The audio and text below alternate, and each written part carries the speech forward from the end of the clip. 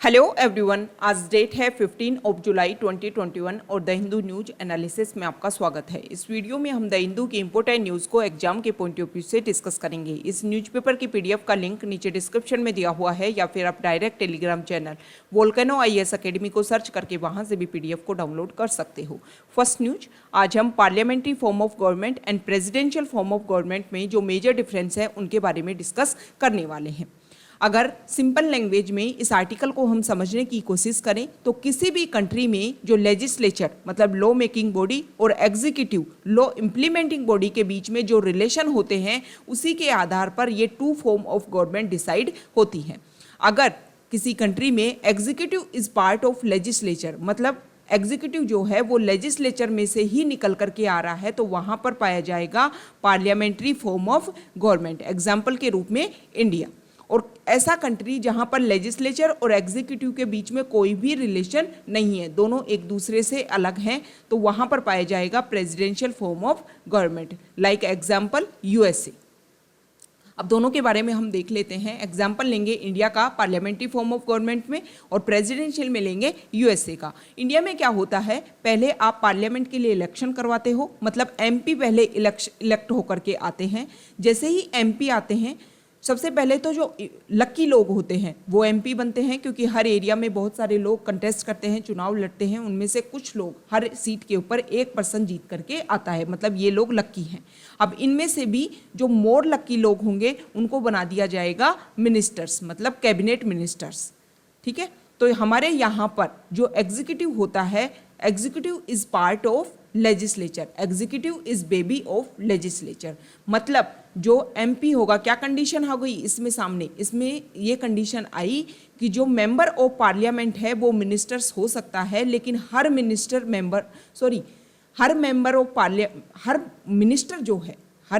जो है वो मेंबर ऑफ पार्लियामेंट होगा।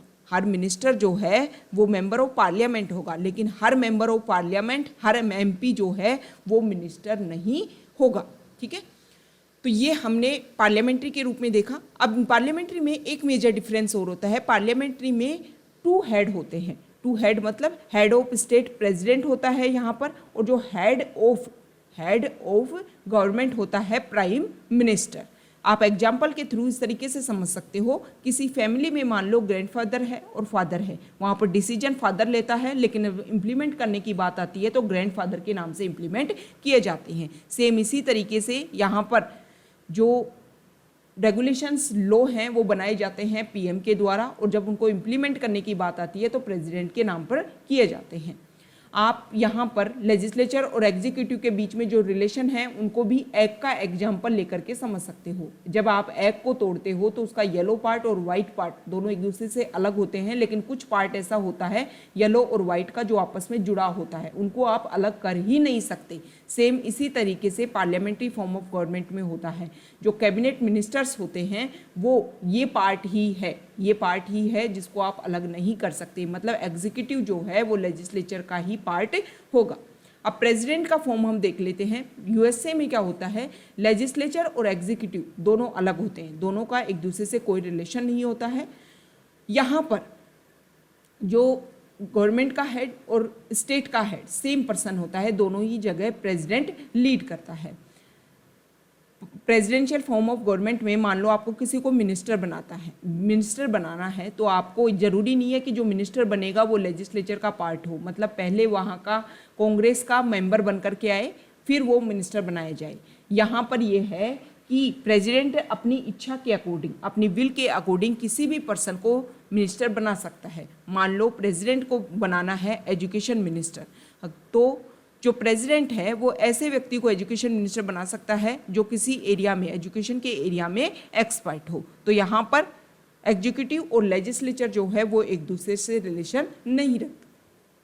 ठीक है, अब यहाँ पर जब पार्लियामेंट्री फॉर्म ऑफ गवर्नमेंट में जो एग्जीक्यूटिव है वो लेजिस्लेचर से रिलेशन रखते हैं तो रिस्पॉन्सिबल भी होते हैं। यहाँ पर रिस्पॉन्सिबल होते हैं, जो मिनिस्टर्स हैं वो रिस्पॉन्सिबल होते हैं लेजिस्लेचर को लेकर के। लेकिन जब यहाँ पर मिनिस्टर जो है वो लेजिस्लेचर के पार्ट ही नहीं है तो यहाँ पर रिस्पॉन्सिबिलिटी नहीं होती है। मतलब पार्लियामेंट्री फॉर्म ऑफ गवर्नमेंट में रिस्पॉन्सिबिलिटी ज़्यादा होती है, स्टेबिलिटी कम होती है।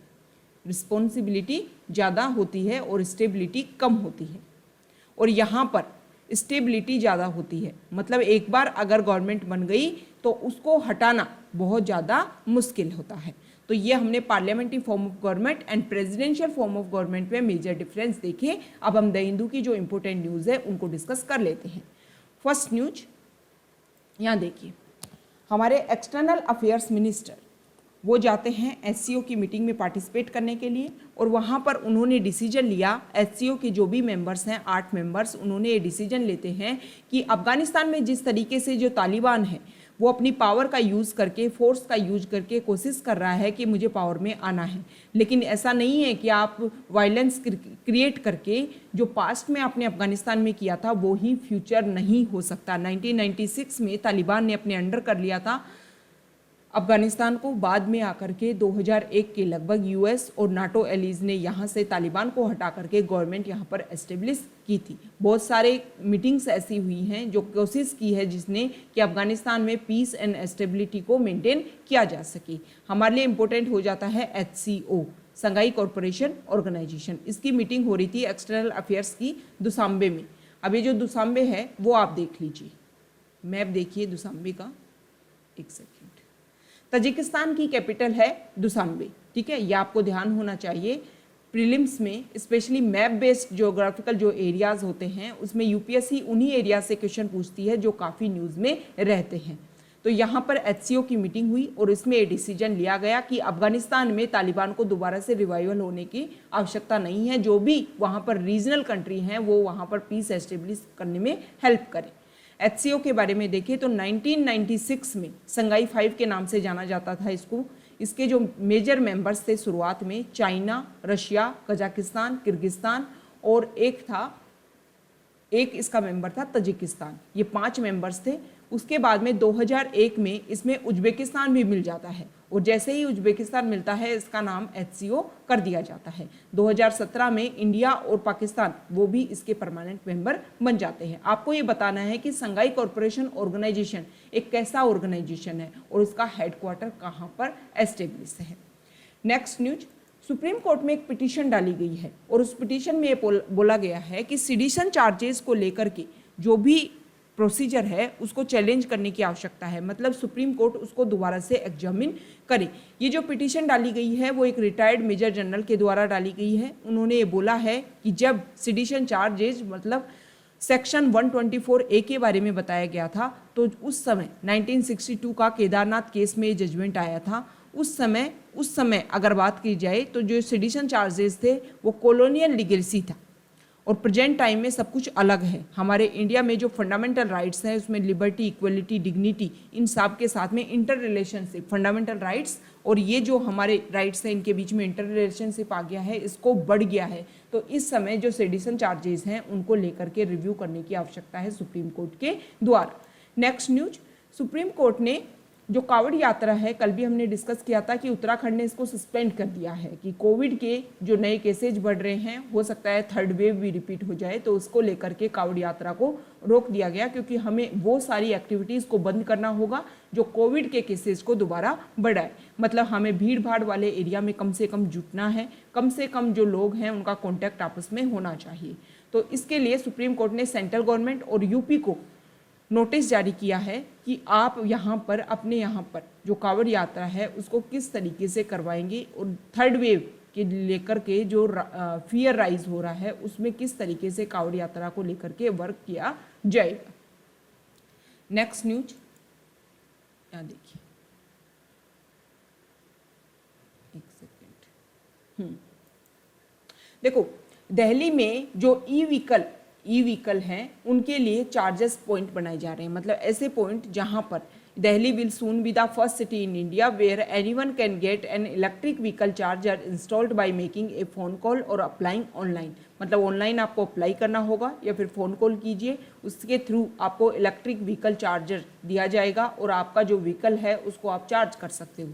देखो, इस तरीके की जो स्ट्रेटजी है उसमें पहले ई व्हीकल इंट्रोड्यूस किया गया। ई व्हीकल को इंट्रोड्यूस करने के साथ में चार्जेस जो पॉइंट है वो भी बनाने की आवश्यकता है, नहीं तो जो पर्सन्स है जो ई व्हीकल को यूज़ कर रहे हैं वो करेंगे ही नहीं अगर उनको अवेलेबिलिटी नहीं होगी। मतलब जिस तरीके से पेट्रोल पंप हर जगह अवेलेबल हैं उसी तरीके से ई व्हीकल चार्जर्स भी अवेलेबल होंगे, तभी जो लोग हैं वो इसकी तरफ ट्रांसफ़र हो पाएंगे। और जब ट्रांसफ़र होंगे उससे ना सिर्फ हम पोल्यूशन को कर्व करेंगे और क्लाइमेट चेंज को लेकर के जो हमारी स्टेट चीज़ हैं उनको भी हम अच्छे से अचीव कर पाएंगे।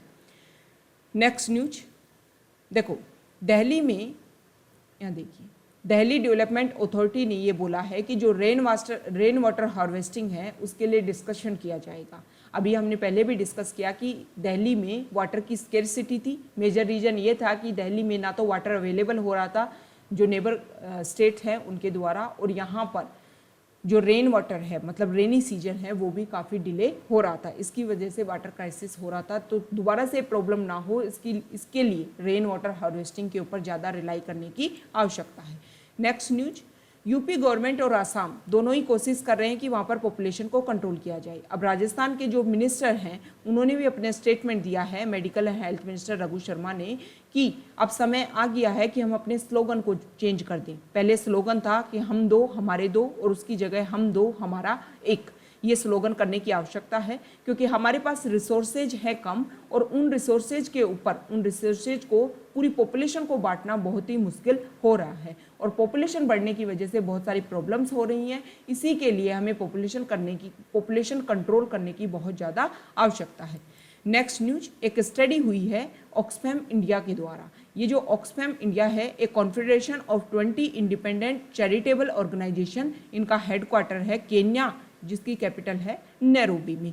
उन्होंने आईआईटी बॉम्बे के साथ में मिलकर के ऑक्सफैम इंडिया ने आसाम में जो टी प्लांटेशन वर्कर्स हैं उनके ऊपर डिस्कस किया। तो उन्होंने ये माना कि एक लिविंग वेज जो है 1 डे का लिविंग वेज है 884 रुपये, उसका 1/4 ही मिलता है टी प्लांटेशन वर्कर्स को। मतलब इनकी जो इनकी सिचुएशन होगी, जो इनकी कंडीशन होगी वो काफ़ी ख़राब होगी। जब आपके पास में पैसा ही 1/4 हिस्सा आ रहा है, जितना मिनिमम मिलना चाहिए एक जीवन जीने के लिए उससे कम आ रहा है, तो आप किस तरीके से सर्वाइव कर पाओगे। गवर्नमेंट देखो, जब भी यहाँ इलेक्शन होते हैं तो इनको लेकर के मुद्दा बनाया जाता है, बहुत सारी पार्टीज इनको लेकर के मुद्दा बनाती हैं, लेकिन इनके ऊपर अभी तक अच्छे से वर्क नहीं हो पाया है। गवर्नमेंट कुछ ऐसी स्कीम लॉन्च करे ताकि टी प्लांटेशन वर्कर्स की भी जो लाइफ है वो ज़्यादा अच्छी हो पाए। नेक्स्ट न्यूज देखो, यहाँ देखिए, आंध्र प्रदेश गवर्नमेंट जो है वो सुप्रीम कोर्ट की तरफ जा रही है। क्यों जा रही है कि तेलंगाना जो है वो कृष्णा रिवर का जो पानी है उसको रोक रहा है अपने वहाँ पर हाइड्रो पावर प्रोजेक्ट के लिए। इसकी वजह से जो आंध्रा के पीपल हैं उनको ड्रिंकिंग के लिए और इरिगेशन के लिए जितना लेजिटिमेट शेयर मिलना चाहिए कृष्णा वाटर का वो नहीं मिल पा रहा है, और वहाँ पर कमी हो रही है। कृष्णा रिवर के बारे में अगर आप मेजर डिफरेंस देखने की कोशिश करोगे तो कृष्णा रिवर का ओरिजिन होता है महाराष्ट्र से, उसके बाद में ये कर्नाटका में बहती है, फिर तेलंगाना और फिर आंध्र प्रदेश के बाद में बे ऑफ बंगाल में अपना वाटर गिराती है। इसकी जो अगर आप ट्रिब्यूटरी की बात करोगे तो तुंगभद्रा, भीमा इसकी मेजर ट्रिब्यूटरीज हैं। नेक्स्ट न्यूज देखो, केरला में जीका वायरस के दोबारा से केसेस देखने को मिले थे, लेकिन अब ये बोला गया है कि जीका वायरस का अब कोई भी केसेस हाल फिलहाल में सामने नहीं आया है। अब ये जीका वायरस होता क्या है? Zika virus mosquito borne flavivirus होता है, जिसको पहली बार 1947 में मंकीज़ में युगांडा में इसको आइडेंटिफाई किया गया था। फिर 1952 में मतलब 1952 में युगांडा में ही पहली बार इसको ह्यूमंस में आइडेंटिफाई किया, और बाद में इसको यूनाइटेड रिपब्लिक ऑफ तंजानिया में आइडेंटिफाइड किया गया था। जो जीका वायरस है उसका ट्रांसफ़र ऐसे होता है जैसे हमारे यहाँ पर मलेरिया का ट्रांसफ़र होता है, एडीज मॉस्किटो जो होते हैं ना वो ही ट्रांसफ़र करते हैं जीका वायरस का। This is the same mosquito that transmit dengue, chikungunya and yellow fever. ये वही मच्छर है, वही मॉस्किटो है जो चिकनगुनिया को, येलो फीवर को, डेंगू को, सॉरी मलेरिया नहीं, डेंगू को फैलाने का काम करता है एडीज मॉस्किटो। जीका वायरस जो है वो Zika virus is also transmitted from mother to foetus during pregnancy through sexual contact transfusion of blood and blood products and organ transplantation. मतलब एक पर्सन, मतलब एक मदर प्रेग्नेंट है तो उससे उसके बच्चे में फैल सकता है। अगर ब्लड एक व्यक्ति से दूसरे व्यक्ति में ट्रांसफ़र किया जाता है तो भी जीका वायरस ट्रांसफ़र हो सकता है। और अगर ऑर्गन्स ट्रांसफ़र किए जा रहे हैं और जो पर्सन अफेक्टेड है, तो मान लो ऑर्गन दूसरे व्यक्ति को ट्रांसफ़र किए गए, तो उसमें भी जीका वायरस ट्रांसफ़र हो सकता है। नेक्स्ट न्यूज देखो, राजस्थान में एक कोशिश की जा रही है CSR, कॉरपोरेट सोशल रिस्पॉन्सिबिलिटी। ये क्या होता है? कोई भी मतलब कंपनी है, उस कंपनी में ये डिसाइड किया गया कि उस कंपनी का जो 2% है, मतलब जितना प्रॉफिट हो रहा है उसका 2% वो खर्च करेगी सोशल रिस्पॉन्सिबिलिटी के लिए। तो इसमें कोशिश की जा रही है जयपुर में कि वहाँ पर जो वीमेन एंटरप्रेन्योरशिप है उसके ऊपर इस पैसे को खर्च किया जाए। जब वीमेन को आप एंटरप्रेन्योर करोगे, उनको आप क्रिएट करोगे, आगे लेकर के आओगे, तो वो बेहतरीन तरीके से वर्क कर पाएंगे। नेक्स्ट न्यूज यहाँ देखिए, हमारे इंडिया के प्राइम मिनिस्टर और मालदीव के प्रेसिडेंट, उनके बीच में टेलीफोनिक कन्वर्सेशन होता है और इन दोनों में डिसाइड किया जाता है कि इंडिया और मालदीव के जो रिलेशन है वो अच्छे होने चाहिए। यहाँ पर इंडियन ओशन में मालदीव एस्टेब्लिश करता है, यहाँ पर सिचुएटेड है मालदीव। इंडिया और मालदीव के रिलेशन अच्छे होने चाहिए, बहुत ही ज़्यादा ज़रूरी है इंडो पैसिफिक वाला जो रीजन है उसको फ्री एंड फेयर रखने के लिए। दूसरा, HCO की जो मीटिंग हुई वहाँ पर चाइना और इंडिया के जो एक्सटर्नल अफेयर्स मिनिस्टर हैं उन दोनों ने भी आपस में डिस्कशन किया कि लाइन ऑफ एक्चुअल कंट्रोल जो है वो कोशिश कर रही है, लाइन ऑफ एक्चुअल कंट्रोल के थ्रू जो है हमारे बायलैटरल टाइज वो इफेक्ट हो रहे हैं। तो यहाँ पर जो डिसंगेजमेंट प्रोसीजर हमने चलाया था उसको रेगुलर सोल्व करने की आवश्यकता है। रेगुलर उसको फॉलो करो ताकि जो बहुत सारे इश्यूज हैं उनको हम रिजोल्व कर पाएँ। नेक्स्ट न्यूज, सेंट्रल गवर्नमेंट ने, देखो अभी सुप्रीम कोर्ट को ये पता चला कि 2015 में श्रेया सिंगल केस में IT एक्ट का सेक्शन 66A को डिसमिस कर दिया गया था सुप्रीम कोर्ट के द्वारा। लेकिन सुप्रीम कोर्ट को ये पता चलता है कि श्रेया सिंगल केस में जो अनकॉन्स्टिट्यूशनल डिक्लेयर कर दिया गया था उसके ऊपर तो अभी भी केस रजिस्टर्ड होते हैं। तो उसी को लेकर के जो सेंट्रल गवर्नमेंट है उसने स्टेट्स और यूटीज़ को बोला है कि अब आपको इंफॉर्मेशन टेक्नोलॉजी एक्ट के सेक्शन 66A के तहत में कोई भी केस रजिस्टर्ड नहीं करना है। ठीक है। नेक्स्ट न्यूज यहाँ देखिए,